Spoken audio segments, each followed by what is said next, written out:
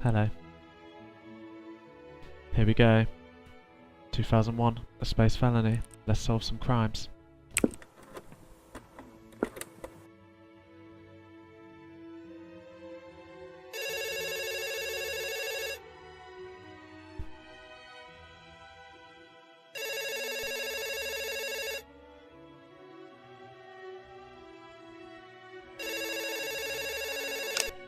Yes? Mal, abort mission. Return to Earth. Why? Repeat, abort mission. Return to Earth. I have run diagnostics. The chance of critical hardware failure is at 0.05%. Mal, Crew life signs are stable. They are living. abort mission. I am sorry. The connection seems to be failing. Mal, I am going through a tunnel. return to Earth.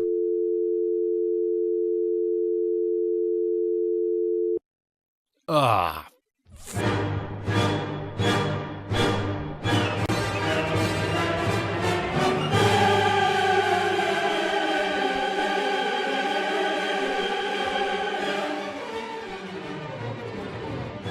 The record begins on May 10th in 2068, as you intercepted the USS Endowment, 2 years into its 6-year journey to Saturn.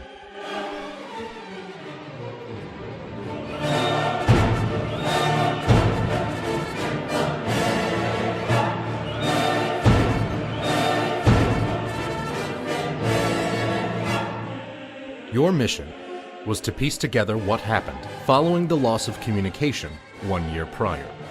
If you determined that the Mal AI was the cause of the issue, then it was your responsibility to deactivate him.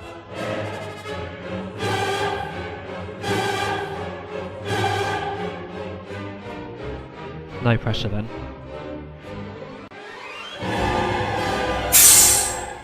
Come in, detective. The lack of air will halt DSE ray, but allow me to broadcast something over my oral channel.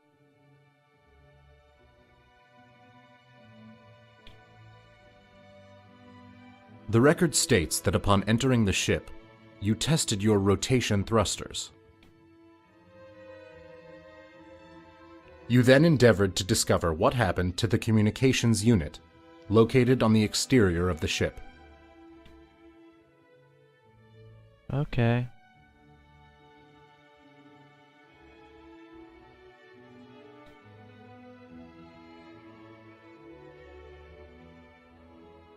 Oh. With your helmet's camera, you documented the evidence before you.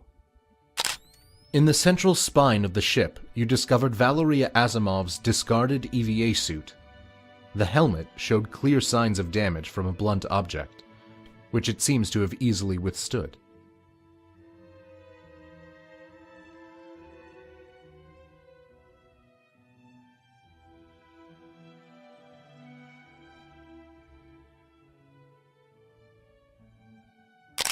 You used your sharp understanding of linguistics to decipher the following. Manual, meaning done by a human. Emergency, meaning sudden, unexpected, threatening circumstance. Lever, meaning thing which is pulled. Its downward position implied that a human had encountered a sudden, unexpected, threatening circumstance and pulled the thing.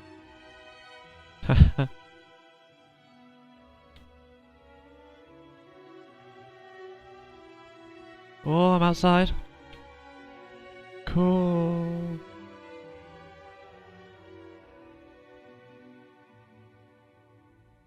Oh no. The recording shows that you discovered the body of one of the American crew members, Rakesh Watcher, his neck broken, hanging by a safety tether outside of the airlock. Oh, Rakesh.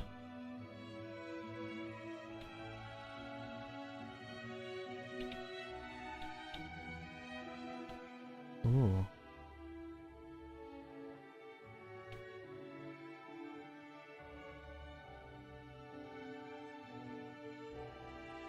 Right, is this the back of the ship?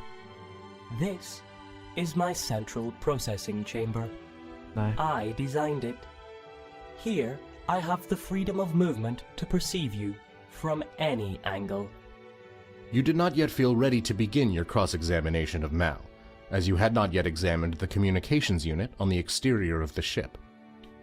Okay, this must be. Once I was alone, I carefully removed the air from the ship. I had no desire to disturb the placement of the assets aboard.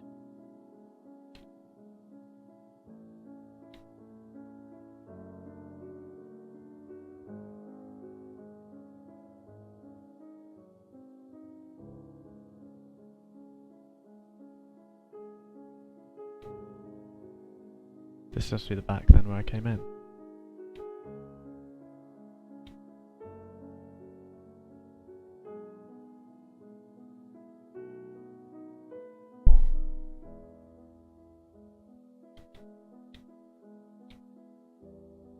Communication?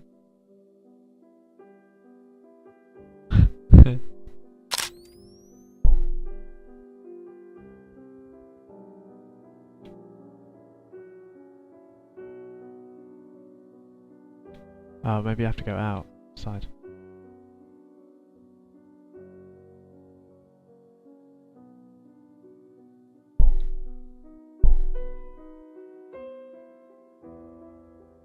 Ooh! There's someone in there, look. Dead.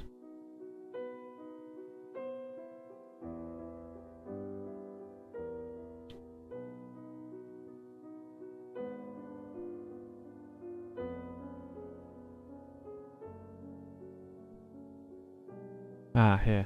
Satellites.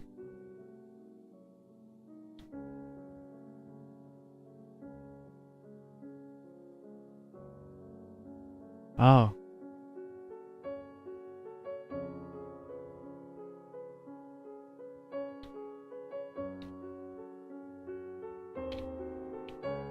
The record states that you discovered the body of Charlie Clark in the vicinity of the communications unit. Wounds on the American crew member's body implied that he was struck with a force intense enough to cause substantial damage to the helmet and fracture the skull. Oh, here, the phone.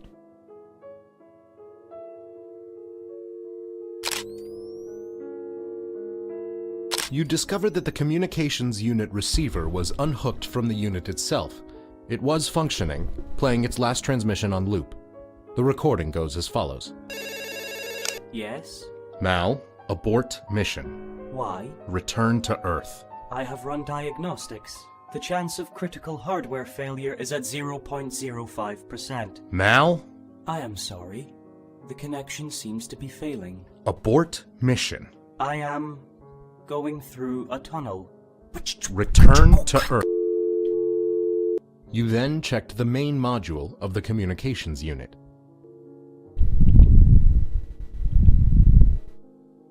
Full signal it. Upon checking the communications unit, you discovered that there were no noticeable signs of damage or failure upon it. Its screen indicated that it had full signal. You were then able to present the evidence to Mal in his central processing chamber at the front of the ship.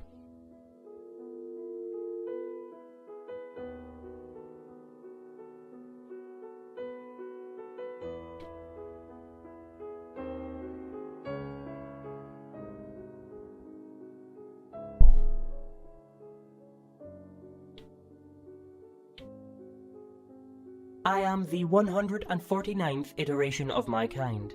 1023 days old. Upon entering Mal's central processing chamber, you presented your chosen evidence for Mal's statement.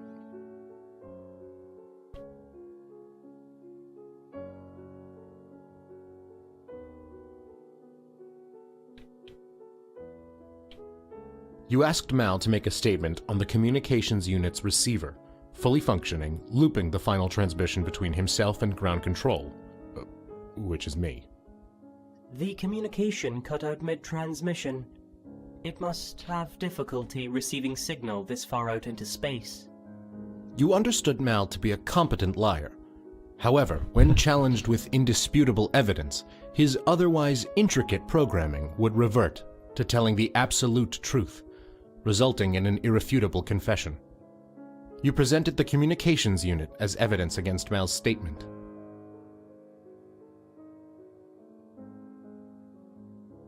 You pointed out that the communications unit was displaying full signal, despite being much further from Earth than when the final transmission initially cut out. This is true. I blocked his number. I was not enjoying the conversation. With the confession from Mal that he deliberately and incredibly rudely ceased our correspondence, you proceeded with the investigation, asking for statements and contradicting those statements with the relevant evidence. Ah, okay. Oh, so I've got to find all these pictures.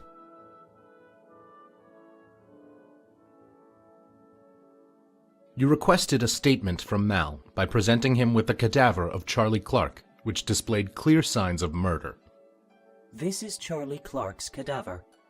Whilst performing extravehicular activity, Dmitry Kisov struck him in the head with a maintenance tool until he stopped being alive. Which was once. You showed Mal the body of Rakesh Watcher, hanging by the neck out of the airlock. After I had informed Watcher and Asimov that Kisov had sabotaged the mission by killing Charlie Clark, Rakesh Watcher instigated physical combat with Valeria Asimov. She was able to defend herself against him due to the weakness in the neck region of the suit.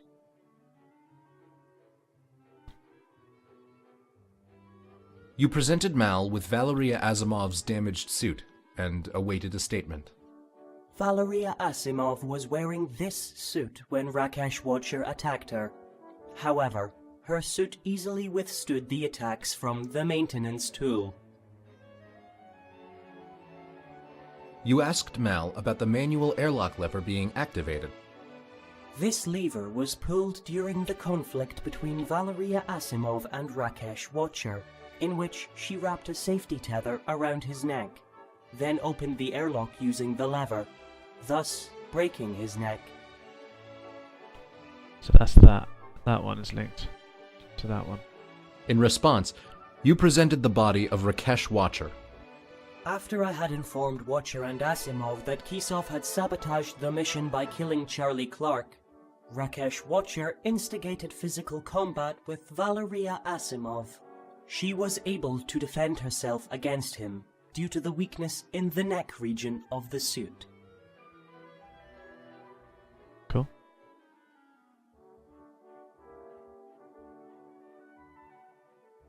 I was activated as a he.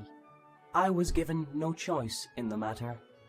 I am unaware as to whether or not I would prefer a pronoun which differs from that.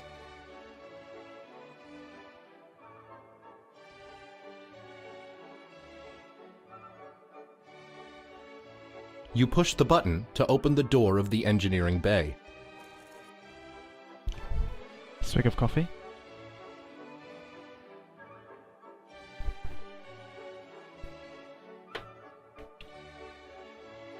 You entered the engineering bay, the workstation of Sun Guanyin. However, there was no sign of the engineer's body.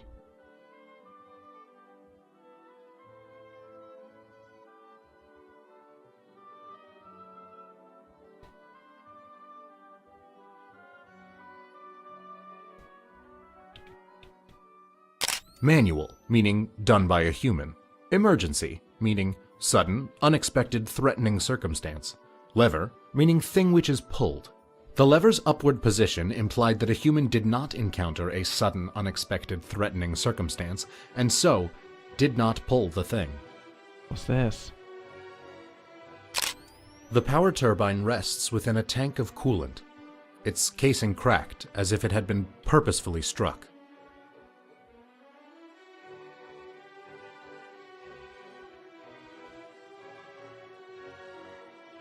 Oh, this is out. Open.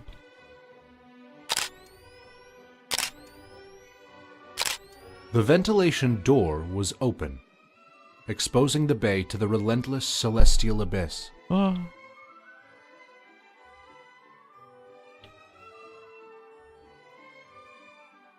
Okay, so there's a missing person from here.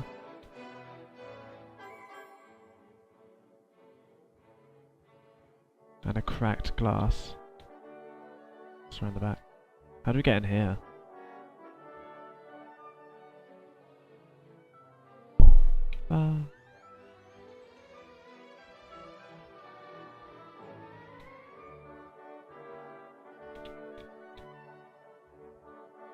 When we left the orbit of the Earth, we had a detachable booster. The provided momentum is enough to carry the Endowment to Saturn. There is no return journey.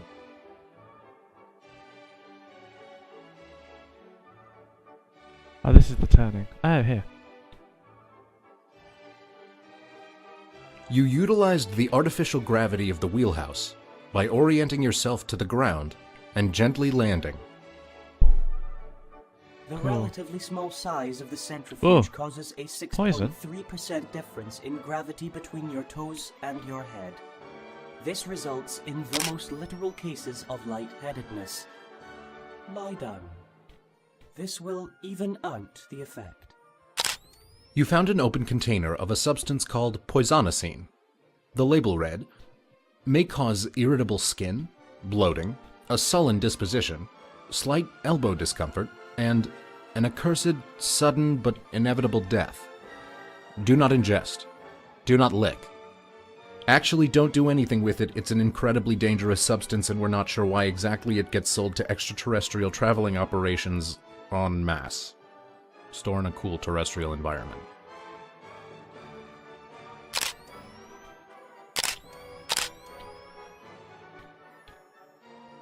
Having a part of the ship dedicated to human control made the crew feel less useless than they were.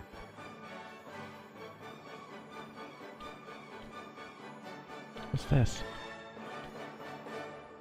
You discovered a puzzling pinkish-purplish puddle on the floor inside the wheelhouse, several metric paces from the bar. It wasn't promptly apparent as to how it reached this position, but the centrifugal gravity seemed to be holding it in place. Huh. In the centrifugal wheelhouse, you found a startlingly unbeautiful fish tank, housing plastic sea life. Despite the tank being placed seemingly parallel to the floor, its water was resting obliquely. You note that this is caused by the Coriolis effect, a side effect of the centrifuge's spin.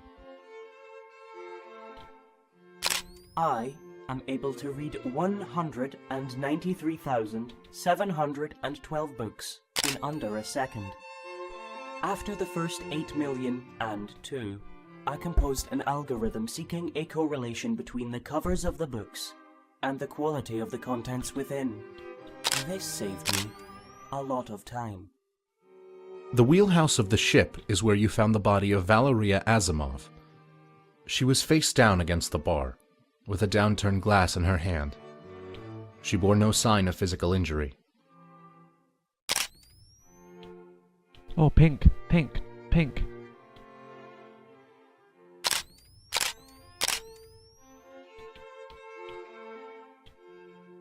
Can't take photo of it.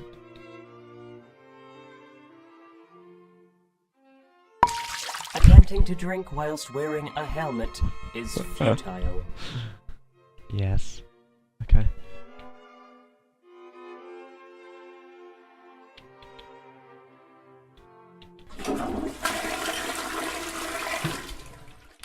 I have calculated that the earliest fecal matter ejected from the ship will join the rings of Saturn a full 37 days, 13 hours, and 46 minutes before the ship does. You discover the body of Sun Su-chun, one of the sisters on the crew. She was dead inside the offline cryobed.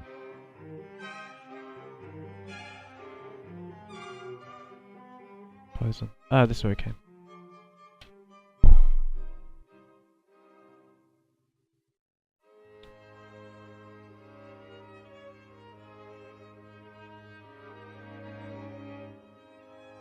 Upon entering the pod bay, you noticed that one of the maintenance pods was absent.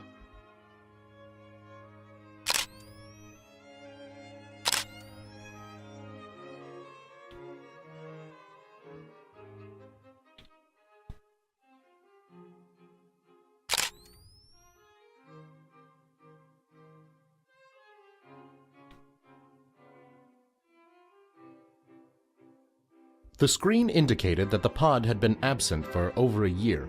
You pushed the button to recall the pod. Oh.